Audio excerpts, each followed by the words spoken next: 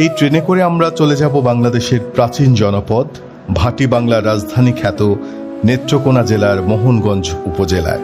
গোয়াল ভরা গরু, বিল ভরা মাছ, গোলা ভরা ধান, কিংবা যে দেশেতে শাপলা শালুক ঝিলের জলে ভাসে, এসব উক্তির সার্থকতা নিজের চোখে দেখতে হলে আপনাকে অবশ্যই ছুটে আসতে হবে অসংখ্য খাল বিল নদ নদী আর হাওর বাওর বেষ্টিত মোহনগঞ্জের ভাটি এলাকায়।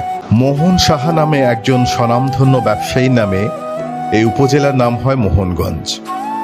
বাংলাদেশের বিখ্যাত লেখক হুমায়ুন আহমেদের জন্ম কিন্তু এখানেই। বাউল সাধক উকিল মুন্সি এই ভাটি অঞ্চলেরই সন্তান। শৈলজা রঞ্জন মজুমদারের স্মৃতি বয়ে বেড়ায় এই উপজেলা। আমরা চলে এসেছি মোহনগঞ্জ রেল স্টেশনে। মেঘলা আকাশ, চারদিকে নিস্তব্ধতা। জানি না মেঘে ঢাকা শহরটা এত কম আলোয় কেমন লাগবে দেখতে। বাংলাদেশের অন্যতম প্রাচীন কিছু জনপদের একটি হচ্ছে এই মোহনগঞ্জ।